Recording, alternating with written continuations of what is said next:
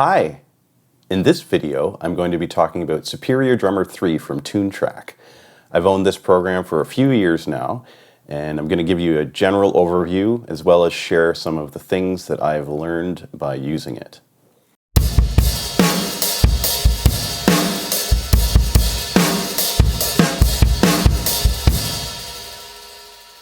So first of all, it has this beautiful interface where you can see all the drums. It has entire kits you can switch between. Right now this is the IOT Classic, this is the Pearl Masterworks. It sounds huge.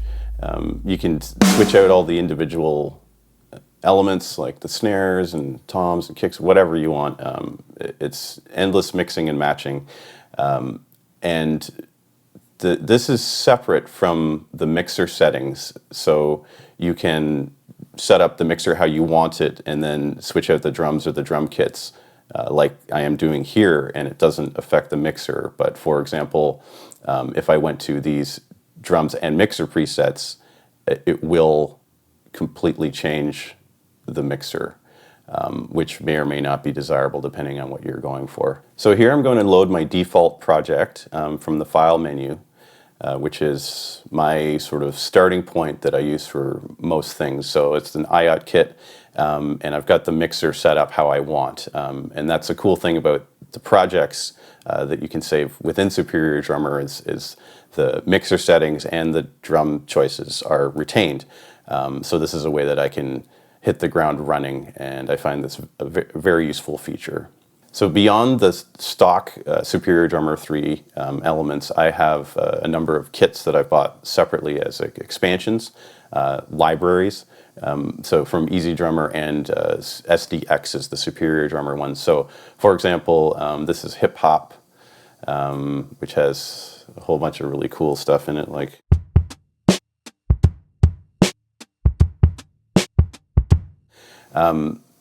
and one of the things that's interesting about the libraries is the mixer information doesn't cross over. So if I have my default project loaded and then I switch to a different library, it overrides the mixer because they're not compatible with each other. They're independent, and the setup and how the routing is between the libraries just is not the same. Another cool feature is the ability to stack drums. So by clicking on an element like the snare I'm on right now and then going more and then add to center, for example, I can pick from all these different snares. Let's get this one, for example, stack on center. Now you can see here there are two snares, and you hit center stack to make them overlay. So now they're both there, and you can independently control their volumes, which is also very useful. So this is how you can create really big drum sounds. So the Superior Drummer 3 core program comes with a bunch of MIDI grooves, as well as every library expansion that you buy. It comes with more grooves, and you can also buy just the MIDI by themselves from the website, which gives endless choices.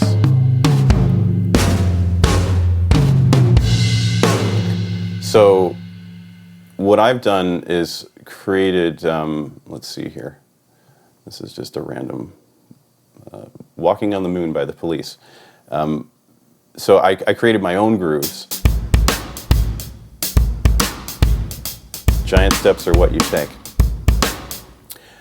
which there's a bunch of ways that you can manipulate the MIDI. So you can drag it from Superior Drummer right into the arranger on the DAW, which is usually how I work. I don't really edit or like create and arrange entire songs inside of Superior Drummer's internal arranger. It is useful for creating, beats and stuff when I'm just starting a song idea, for example, but then usually end up migrating it over to the DAW. But the crazy thing that is something I've learned about this is, so for example, you can drag MIDI. Let's find the same one. Where's So walking on the MIDI, I'm going to drag from just a folder on the computer right into Superior Drummer. So that's now MIDI that you can just drop in. And I can also do the opposite. So I can grab it from here and drag it onto the desktop, and it just copies the MIDI there. So whatever you want to do with the MIDI, it's drag and drop here and there, which makes it incredibly versatile, and it's just a very useful feature. The internal mixer in Superior Drummer has pretty much everything that you would need to mix drums. So, you know, a pretty powerful parametric EQ, as well as all the other things. So like dynamics, a bunch of different types of compressors, exciters, distortion, reverb, delay, modulation, and it's pretty good. But I prefer to use the multi-output, so I'm just going to load my multi-output example. This is something that took me a while to sort of figure out all the details of, but now that I have it up and running, it's great. So I can just load. Right now, I've got it saved in a project in Logic, but I also have it saved as a user patch. So if you use Logic, this is very cool. So you know, you just load your library on the left here, how I've done this, and then you know you click whatever you've saved as a patch. And the way I did that was creating a summing stack, track stack, which is this thing here. And so in here, so it's a little bit quieter, but that's okay.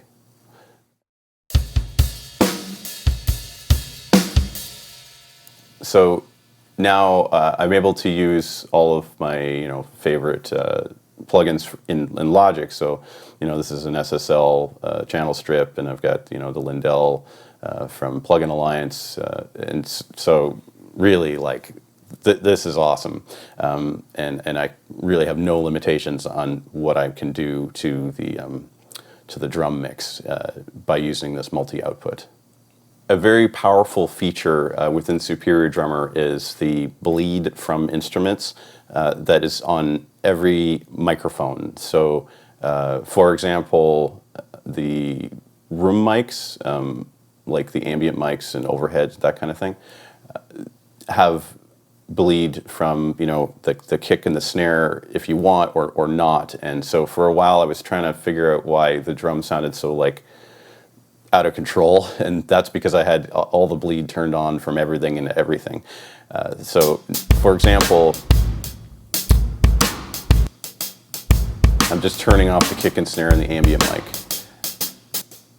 So this is just the ambient mic, and this is the kick in that.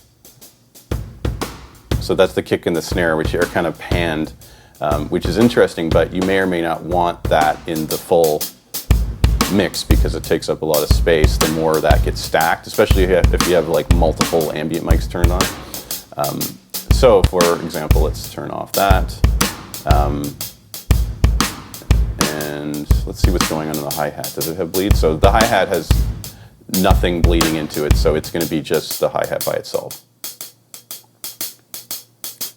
And the kick has nothing bleeding into it. Let's see hi-hat into kick. So that's the hi-hat now in the kick, which is probably not useful. So you have to be really careful with this. It is awesome because you have so much control over creating your sound, but if you're not paying attention to it, you could get just a really washy sound. There was a time that I was trying to figure out how to mimic the Lewis Cole kind of drum sound where everything's super tight and dampened. And there's a way to do that in Superior Drummer by using the envelope and offset feature. So let's say like we've got kick drum and we turn this on, and then by dragging back a little bit, I'm going to zoom in on that. So you drag this.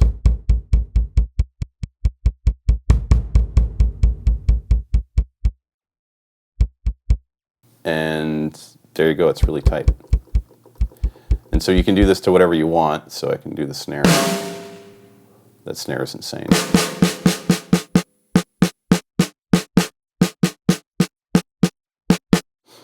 And let's do the hi-hat too.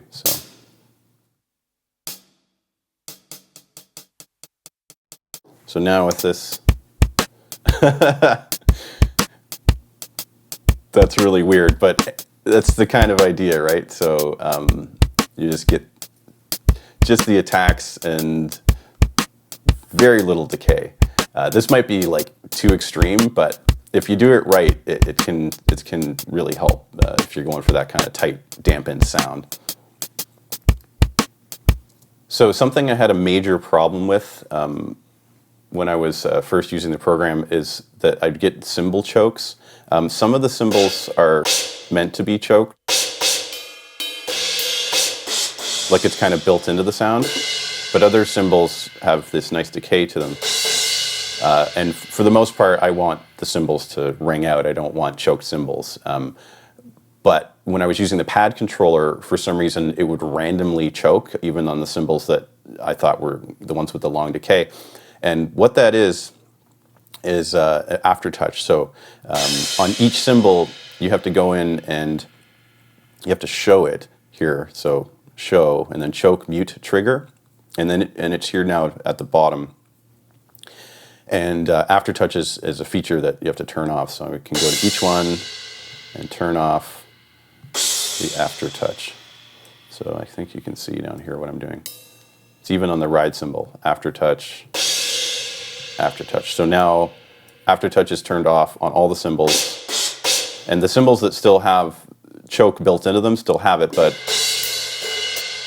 the cymbals that don't have it normally, if you're playing on a pad controller and you record Aftertouch kind of by accident, or it's just kind of the way that that thing works, it's not going to choke your cymbals. I have one last thing that I want to talk about that I think is really cool.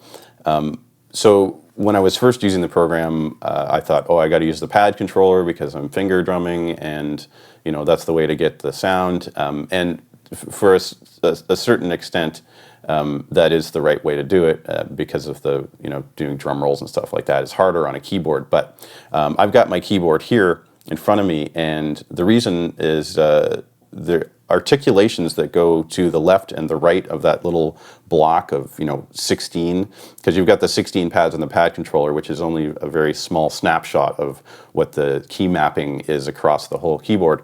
And Superior Drummer has a ton of articulations, especially with the hi-hat, that you're not going to get at if you're only looking at that little bit. So the standard like closed hat, foot hat, open hat. Actually, it's open hat is not working. That is, oh, it might be because I've screwed up the envelopes here. So I'm going to load the default project again, and hopefully we will have. So there's open hat and foot hat and regular hat. But if you go over here, ton of different articulations, as well as normal hat and tighter one. So, and also, like if you go the other way, it's like hitting the rims of the toms with the stick.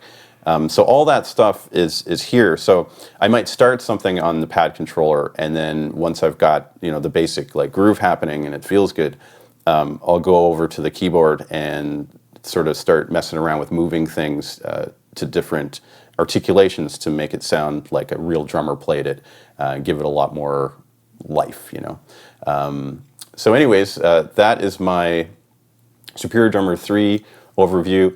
I hope you found this useful, and thank you for watching. I will see you in the next video.